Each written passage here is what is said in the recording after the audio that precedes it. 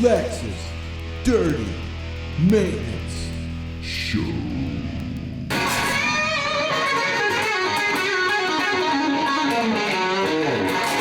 The sweet power slide.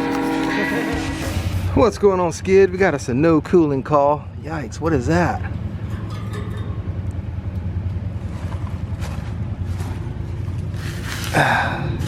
Let's see which one it is.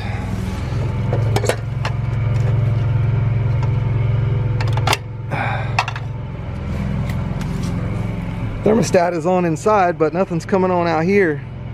We go check the breaker. Oof, the old breaker's popped right there.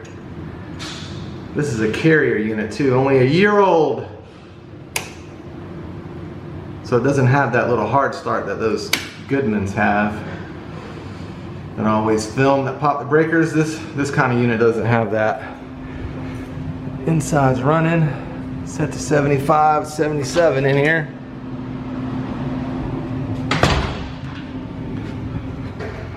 Let's go see why the breaker's tripping. Not good. Another episode of what could possibly be wrong with a brand new building.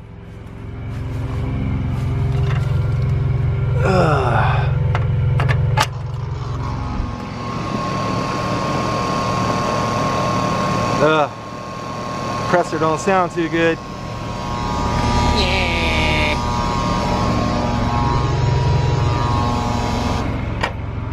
And it just popped the breaker. I mean, we can test the capacitor, but I don't know. On a brand new unit, I'll admit, when I first got over here like 6 months ago, I was pretty excited. Like, all right, somebody wised up and used something besides Carrier. Or, I mean, I'm sorry, Goodman. But I'm not a fan of these Carriers either. These things are just as much as a piece as a Goodman over there. We'll test the capacitor, but I doubt I'm gonna get this lucky. Move the yellow. Yellow's the common and blue is the Herm on these Carriers. So 1 lead on Herm, 1 lead on common. I don't know, big dog. Might have a bad cap. Brand new unit, year old. Might get lucky, Skid Nasty. Let's go get us a cap and see. The compressors on these Carriers have been going out like crazy, so that's why I just went right into worst case scenario.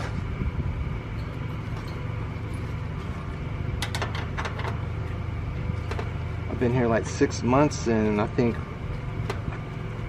about 6 compressors had to be replaced already on these new Carriers. I mean, they're a year old. They were installed like a year or so ago, maybe a little over a year, but not old enough for compressors to be going out. But I'm sure they didn't flow nitrogen when they put these things in. I mean, apartment building is just blow and go. Yep, it's just blow and go when you build apartments. They're not flowing nitrogen while they braze these in. I mean, I get it. You don't have time. You got 300 units to install on a time frame, you know. So they drag them through the mud. Sometimes we'll get clogs, or the head pressure will spike up to 600 and shut off, and then we'll loosen the piston and look, and there'll be a piece of wood in there blocking the piston hole.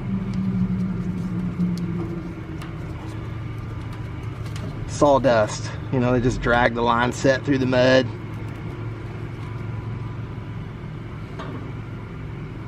And that's why compressors crash. 1 year later. Alright, new capacitor is on. Make sure I got this right, because these are different than the Goodmans. We got one side 200 Goodmans and then 88 Carrier units. So one side is a little older. The Carrier units are on the newer side. So blue Herm, brown Fan, yellow common. Yeah, we're good. Jay Booty's back, ladies and gentlemen. Remember, he had the old beer virus, man. Almost took him out, but Jay Booty slapped the Grim Reaper around and said, "Get on out of here." Turn the breaker back on. Come on, big money, no whammy. Oh no, still garbage.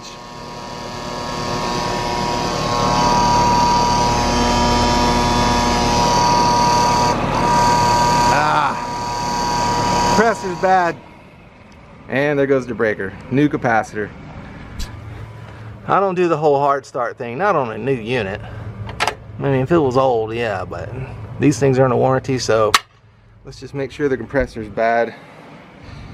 All right, this new capacitor is good. It's a 35.5. I got 35 on the Herm, so wasn't like I put in a bad one. I've done that before though, right out of the box.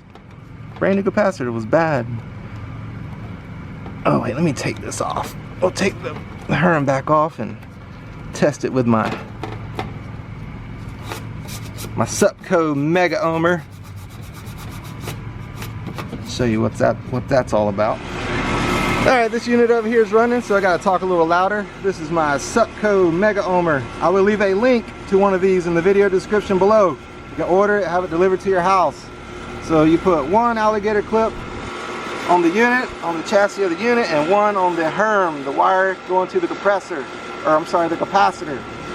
The Herm wire, that's the start winding. Just to tell you if it's bad, there it is. Bad compressor. It's all noisy and nasty sounding, so again, I'll leave a link to one of these in the description below. It takes all the guesswork out. Perfect for an old, you know, just a maintenance tech. We don't need nothing big, nothing special. All right, I know the compressor's bad because that's what's been happening out here over and over and over. But here's what I do just to double check. I disconnect the compressor altogether.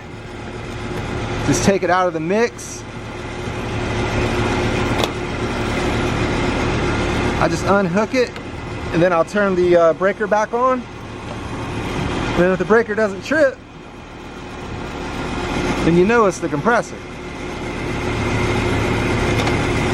So that's it. The compressor is totally out of the mix. Totally unhooked. Those three wires. For this unit anyway. It might be different on the one you got at your place.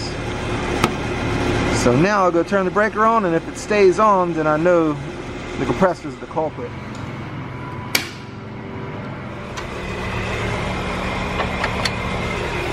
So that'll turn the fan on, but the compressor won't turn on. And if the breaker stays on, then that's how I know. That's how I double check. There's all kind of ways you can do it. I got videos on that, like how to ohm it out and all that. If the numbers don't match up, the two low numbers don't match the high number on ohms, bad compressor. But it's staying on now, so we're gonna have to order one. These things are under warranty. We don't have one on property where I can just throw one in, so who knows how long that's gonna take. Yeah, the plug looks good. Nothing looks burned. No burnt wires or anything going back to the capacitor or the contactor.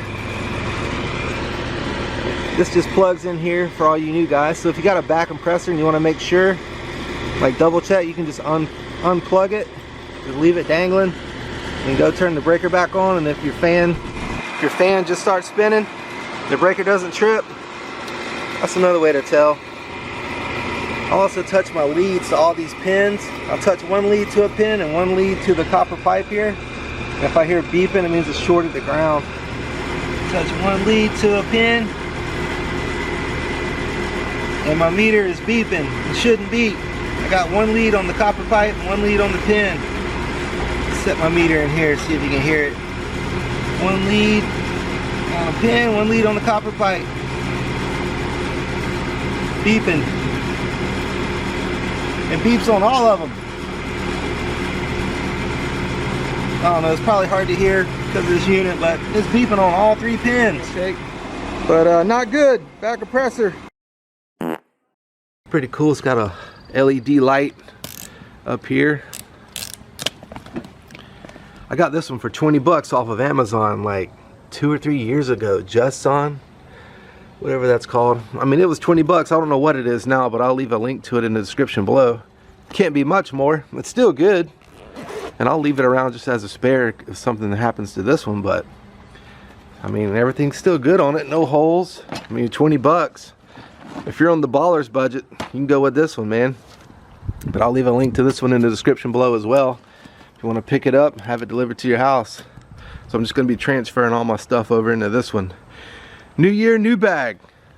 Man, it looks like they got a spot down here for your drill. Whatever that is.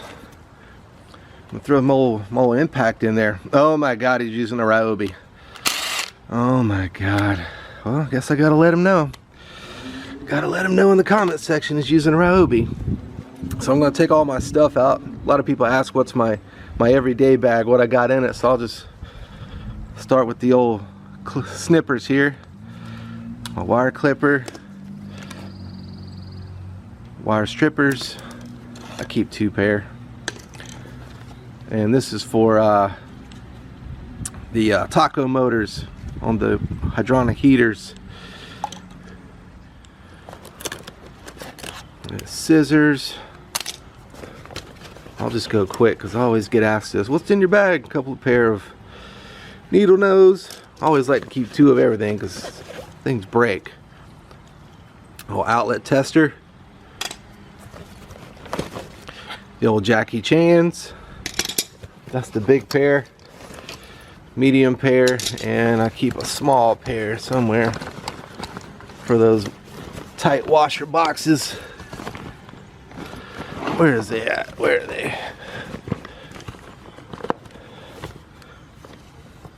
Oh well, they're in here somewhere. Flathead, Phillips head. Smaller flat, smaller Phillips.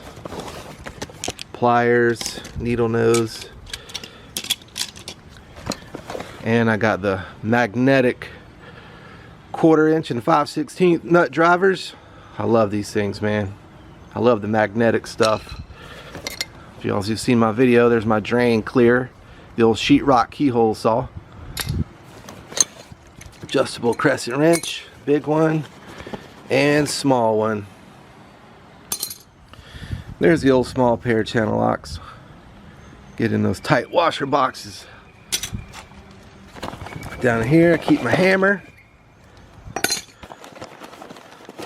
measuring tape. I keep everything in my bag, man. I hate walking back to the truck or walking back to the shop. Some wall anchors. A lot of guys think I overpack my bag, but hey, I'm saving time. Oh, doggone it. A lot of these are the wire spades. And the rest is just standard stuff, more nut drivers. That's about it. Utility knife for when I cut the hair off my sheetrock knife after swirling the hair on it. I keep my meter over here. And this thing has a little top pocket. Electrical tape, chisel, Teflon tape, more chisels, and my electrical cheat stick. That's all that's up in there.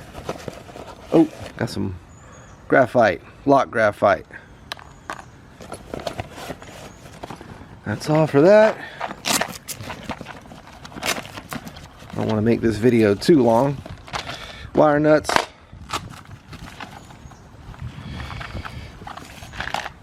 Screws. And in this bottom pocket here, Allen wrench set. My head light. I like to keep a headlamp. More electrical tape. I guess you can't have enough electrical tape. Level. Let's see. It's like random washers. My little stubby. I love this thing. Klein magnetic stubby. This is everything is stuck onto my stud finder here. My magnetic stud finder. This is for looking for low voltage shorts. Got a little wrench stuck on the magnet. Another little stubby. Teflon tape. And another stubby. Yeah, Lord, I didn't know I had so many stubbies. Sometimes it's good to clean out the old bag. Another stubby. And I love this thing too. Gets in little tight spaces.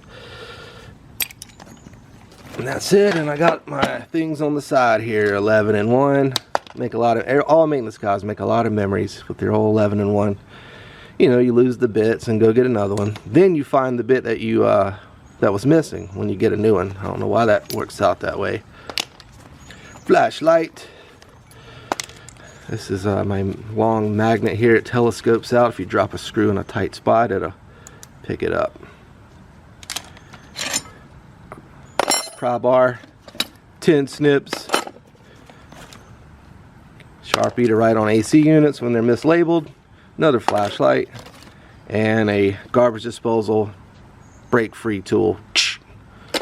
And that is about it. Sometimes I'll hang this on the door so you don't get shot when somebody comes home. And that is it, guys. Hey, 20 bucks, man. It's still holding up. Only reason I'm going to the new one is just because it's a new year. I like to change the scenery a little bit. So, that's my everyday bag. A lot of people say I overload it, but hey, I'm not running back and forth to the truck, running back and forth to the shop. I don't like doing that. So, I'm going to be putting all of this into this new bag here. Again, I'll leave a link to it in the description below. There's all the pockets inside. Looks about like that one. It's just a DeWalt. Got the front pocket here. Let me cut all these tags off. That's kind of cool though. I like the light here. I have to see why it's not coming on. This bag has been sitting a while. So maybe it needs new batteries in the LED thing or something. But if you're working at night, you can just set that baby up. Boom, got you a light right there. Side pocket for the meter. Oh, almost forgot about my old jam bar that's hiding up in here. I love this tool, man. This gets up under the toilet screws or the, you know, the closet bolts on the side. When they get all rusty, you can wedge this in there and it holds that bolt still while you unscrew the nut on top. And you know, sometimes it doesn't get it, and that's when you gotta hacksaw it off, but it's rare. I love the old jam bar, big dog. All right, let's see if we can get this LED light going here. I'm learning everything right along with you guys. I haven't broken the bag out until now. Learning everything right here on camera. Comes with 2 AAA batteries, that was nice. 2 AAAs in there. We'll screw the top back on.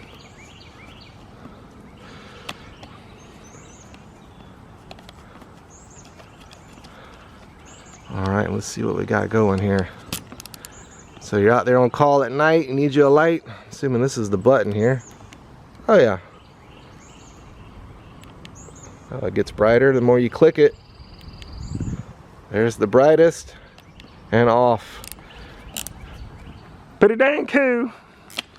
But yeah, if anything ever happens to this one, I'll just go back to the old $20 bag. Again, I'll leave links to these in the description below. If you're on a baller's budget, go with the 20.